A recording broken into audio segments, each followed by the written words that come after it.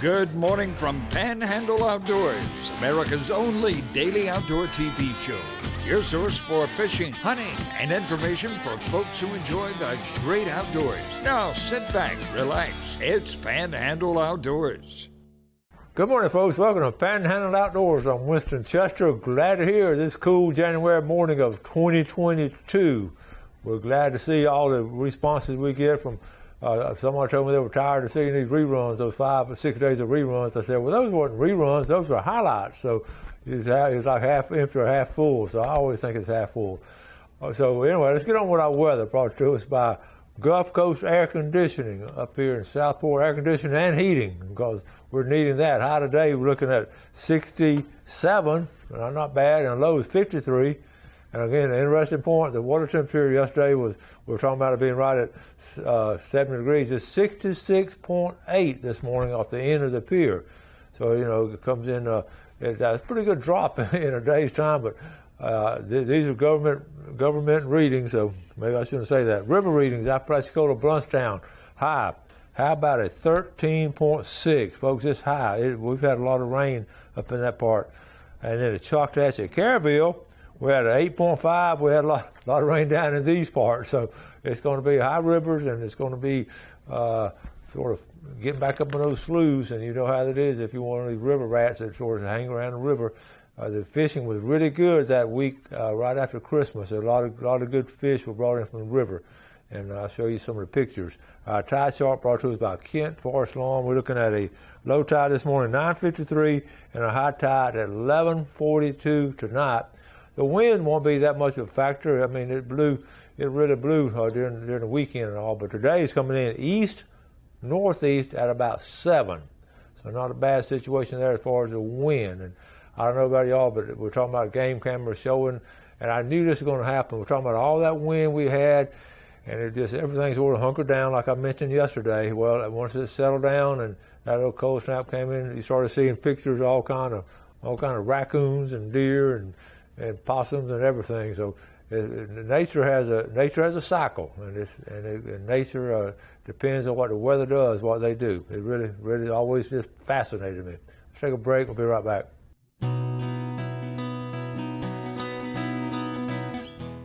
Okay, welcome back. I'm always talking, I'm almost preaching about getting outdoors and doing things in outdoors and just walking through the woods, and I catch myself doing that a lot, and I really enjoy it. And I said, well, I'm going to you take your camera with you with your phone all the time. So I said, I'm going to just film some things, video some things. I guess film is sort of out of date now. And during the holidays, I was up there just moving stuff around, just scouting and just walking through the woods. I just had my pistol now. I didn't even have my gun.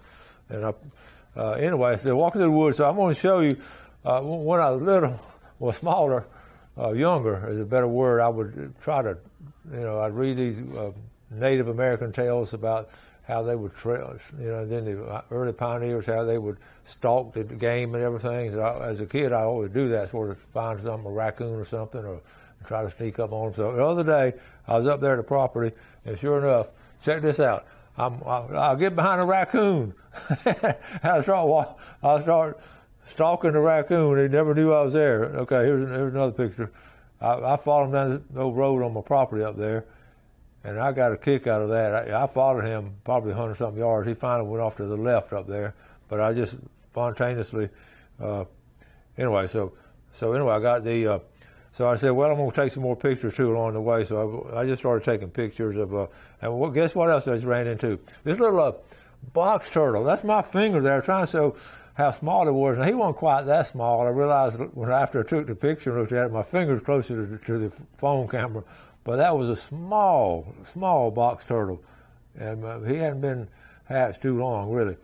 So I saw that, and just, I always love, I call this winter moss. It's always out there, and it's always just special to me to see that. So then I was talking about the just bright color of greens. I was telling Gail about how things were just popping up all over, where everything been blown down. This new growth is just popping up all over. I always love this, what I call pine tree green. Okay, and that's really just a natural color there with the pine trees. I love it. John Deere copied that. I found my old stand. This stand had been through a Category 5, and my son Chip and his best buddy, late Vickers boy, they put this up. And you see the pine trees, what I'm talking about, how they're growing up all over the place? And anyway, found that's my other old stand. Can you tell that's been through a Category 5 hurricane? But anyway, but this is what I wanted to show you. Now, this doesn't look like much, but if you're walking through the woods and it's about 80-something degrees, feels like, and you got your snake boots on, but you're always looking for snakes. And every time I step over a log, and a lot of logs now that are still blown down, these little twigs, don't they all look like snakes? And especially, then you see a little hole there, and they're a little curly, and every time you step over them, you think about stepping on a snake. I don't get paranoid, but you think about it a lot, and you look carefully, but then you get in the habit of looking down the road, and then you run these holes right here. What's in that hole? Well, I would think a snake would be in there. So anyway, I just wanted to show that. And the biggest thing about walking in the woods is just stopping and just bringing it all in. A lot of times, a lot of places to sit now. I got tickled. I laugh out loud by myself. A lot of times in the old days, walking through the woods, you had to sit down on the ground and lean up against a tree. Well, now you've got these trees laying down like this, about knee high, and it's just, you got perfect seating. You got a theater you can sit out in the woods, so it's real comfortable to walk a little while and just sort of sit down and look around and catch your breath and all. And I don't walk as fast in the woods as I used to, but I want to encourage you, if you can get out. I know you may not have any woods to get to, but again, like state parks, as you're getting out and just enjoying nature, especially when hunting season starts ending, this spring starts, all this new green starts blossoming up. It's going to be a cool time to do it. Okay, I'm going to get set up for the next section. Let's go ahead and take a break now, and we'll be right back.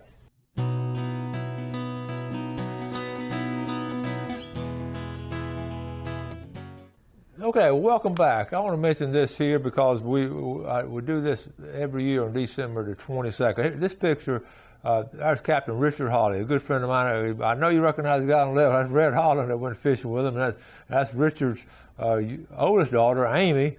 And Amy and April and I, we've been close for years. And Richard Hawley, and he and I were close friends. And when I first started doing the show, we've been friends a long time. When I started doing the show, well, I do it early, and I had about an hour before school started, so I would go up to Flapjacks and just have a cup of coffee and eat an omelet or something. And Richard would come up there with me, and he would critique my show first thing. He'd tell, well, I like this, I didn't like that. Well, he didn't say I didn't like it, but Richard and I every morning had breakfast together for, 8 or 9, 10 years like that, almost every morning. And then my book had already come out. But he was wanting to write a book, and he did write his book, The Last Voyage of the SS Tarpon, and we'll talk about a lot at breakfast. He'd tell me about his research and ask me what I did, Richard spent a lot of time in Mobile, Alabama, doing the research on his book from the archives over there, because that's where the tarpon was actually registered, in Mobile, Alabama. So Richard and I became close friends, and every now and then April would come by. His youngest daughter, April, would come by and have breakfast with us, and sometimes Gail would join us, or his wife Rhonda. It was just a routine, and we just we're always close friends, but just became best friends doing that. And then Richard's book came out in 2008. Well, in 2008, we were all so excited for him, and the show's going on. Panhandle Outdoors was going on strong, and Richard got sick, and Richard passed away in December 22nd in 2011. But April, she wanted to keep the tradition going. So what we did, what April kept it organized, every year at December 22nd, we would all meet at Flapjacks and just have a breakfast in remembrance of Richard's heavenly homecoming, and we'd just sit there and just have the best time. April and Rhonda, sometimes Amy would join us, and Gail, and just a group of us, and some of the old guys there that would always have breakfast with us. So it's always special to have that what we call a reunion breakfast. So I wanted to mention that because, and here's a picture. April posted this. I just want to show this picture because the girls are all grown up now, Amy and I are so thankful for this man and the way that he has loved and prayed for us over the years. Thanks for always being part of Dad's Heaven Celebrations, Coach Chester. So I wonder what we did this year. We went to April said, we got caught up in COVID, so we missed it. And this year was a special year because it was the 10th anniversary of his passing. So April and Amy was down from Texas with her kids and then her husband Paul, and we just had a wonderful get together that morning. Just had the best time. So I just wanted to share that with you because I know a lot of y'all knew Captain Richard Hawley. What a good man he was. He did so many things in fishing. His dad, I remember him talking about when he started as an 8-year-old now in the 50s as an 8-year-old. His dad let him come on the boat. His dad ran the Queen of Queens for Captain Davis. And they're talking about history and heritage. His dad ran that boat, and Richard, you can imagine being an 8-year-old jumping on a boat and just running around helping. But his dad let him sell those little leather thumb tabs that you put on the line so when the line reeled your thumb wouldn't get burned. He could rent them out and not sell them. Richard was in charge of renting the thumb tabs. He would rent them for 3 cents, and his dad let him keep 1 cent. He kept a penny, and that's just some of his fondest memories. And then later on, he worked the different Queen boats and all, and went into the Coast Guard. And then when his dad passed away in the 60s, he came back home and ran all kind of boats and got his own boat and called it Captain Hawley, the A.R. Hawley, and ran for many years and had wonderful trips on it. So he was part of our heritage. I just wanted to mention that and mention that that's something we just honor him by. I knew some of y'all would appreciate that. And then April's husband, Shane Riley, he runs their own city tire down on Harrison Avenue. But I love visiting with him. Had him known him a long time since he was a young man. Had him in class and all. He loves to hunt, but all he does is bow hunt now, which is cool because a lot of people going back simply enjoying the simple things like regular bow hunting. And April sent this just the other day. Shane got him a good one with his bow. Up there in Jackson County, he has a property up there, and he really enjoys hunting up there. So I wanted to give a shout out to the Riley family and just share that with you because I knew you'd appreciate it. I got a lot more pictures. Let me see. Let's go to a fishing picture, okay? Okay, here we go. Brock, this is Brock. Brock texted me on New Year's Day, all from this evening. We got it on New Year's Day, fishing out in the surf fishing. That's a bluefish and a redfish. A redfish and a bluefish, and several bluefish. They had a good day, so I'm going to get Brock Meyer to come on the show pretty soon. Let me mention again, I've talked about it over and over again. Remember about fishing in January, and there's a proof of it right there. And we used to do a lot of fishing around January the 1st, down surf fishing and Cape Sandblast. And I've told you about all the whiting. I didn't see the whiting in this picture, but I know they caught some whiting. If you get caught up in with your woods outdoor stuff, jump down to the surf because the river's high. Do some surf fishing in January. It's been really good. Okay, my son sent me this. Chip, this has got to be the photo of the year. Again, I cracked up when I saw it. That's some good photography right there. I'll move along. Colby, my neighbor Colby. I had a good morning in the Sandhills this morning. Got a few green-winged teal. Now Colby, he don't put out decoys. He what I call pass shooting. That means when they're flying by, you're in a good position to take them. And Colby has really had a good year on hunting those ducks up there, especially up in the Sandhills. Junior Hagler. Me and Laura got a few cats on a break, bush hooking.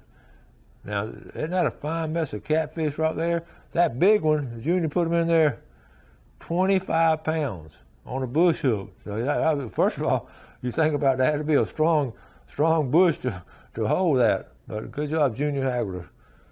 Okay, so that's going to catch us up on some of the pictures, and I'm going to get set up. I want to give a tribute to the Raphael family. Like I said yesterday, we're going to set it up. And so let's go and take a break, and then we'll be right back.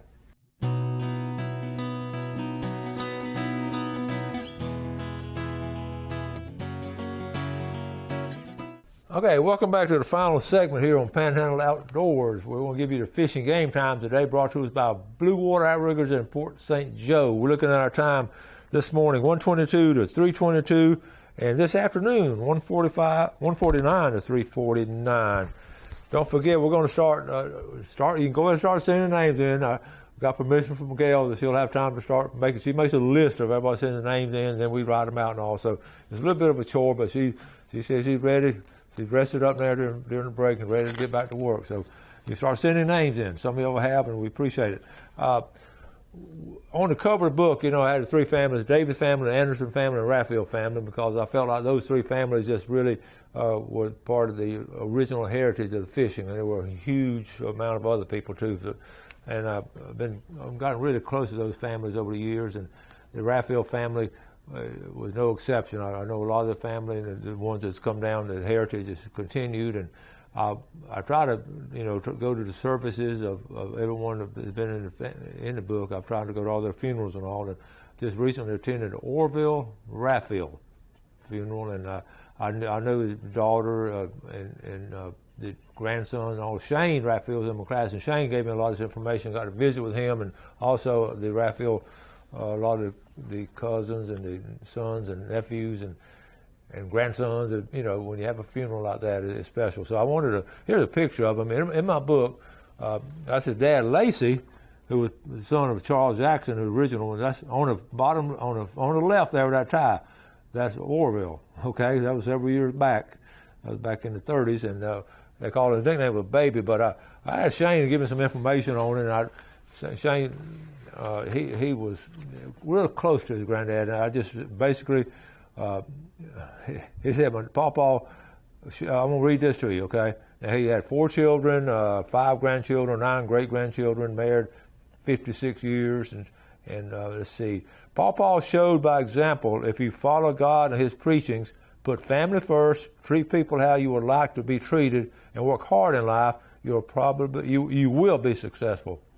And these are my core set of values that I put in my life from my pawpaw.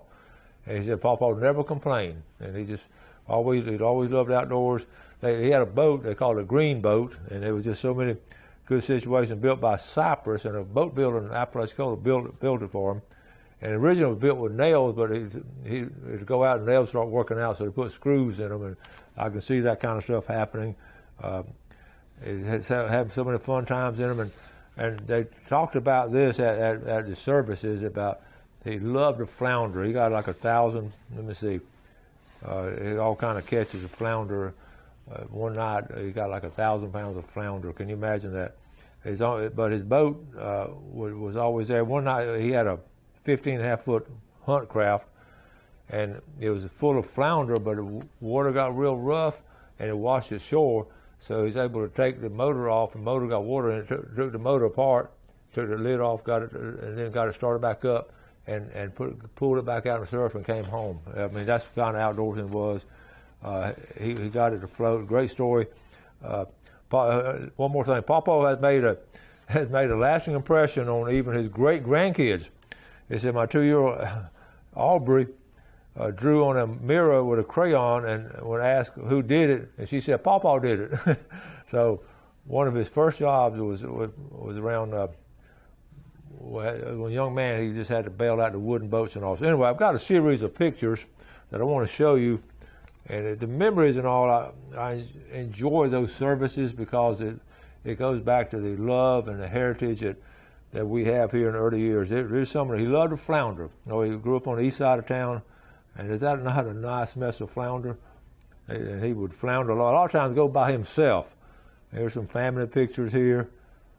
And I just wanted to, that's when he married, he and his wife, late wife, in November 1973. Great pictures here. And he and his family out on the water. He just loved it. He loved a scallop.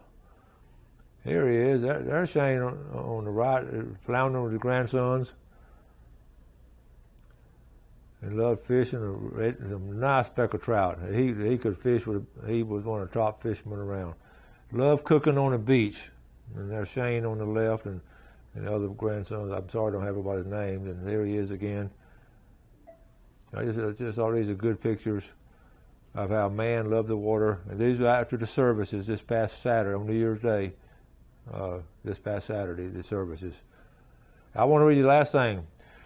He wrote, God grant that I may fish for flounder until my dying day, and when I come to my last cast, I'll then most humbly pray, when in the Lord's safe landing net I'm peacefully asleep, that in his memory I'll be judged as good enough to keep.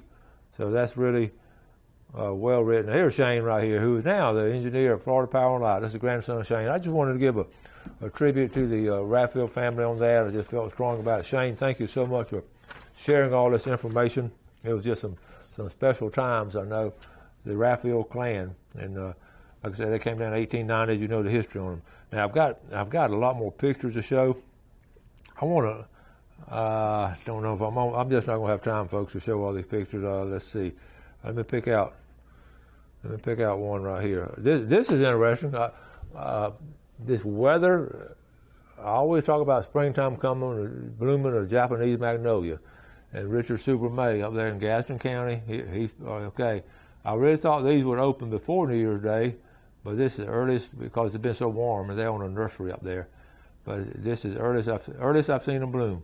And I've talked about it before. You followed the show closer. I always talk about that Japanese magnolia, and they never bloom until after New Year's. But with this heat we've had this year, the nursery folks thought they were going to go ahead and bloom, the ones they had. And sure enough, they bloomed on New Year's Day. So anyway, start looking for early signs of spring. Got a lot more. I didn't get around to a lot of stuff, but I enjoy just really talking to you and just sharing things we just sort of we did in class sometimes. I'd have a lesson plan and all kinds of things, and I'd just start talking to them. And oh no, Coach, the bell rang. So anyway, enjoy that. Thank you all for watching Panhandle Outdoors. Do something good today for your fellow man, and God bless. Thanks for watching America's only daily outdoor TV show, Panhandle Outdoors with Winston Chester, featuring hunting, fishing, and other activities and information to help you enjoy the great outdoors. Join us next time for Panhandle Outdoors.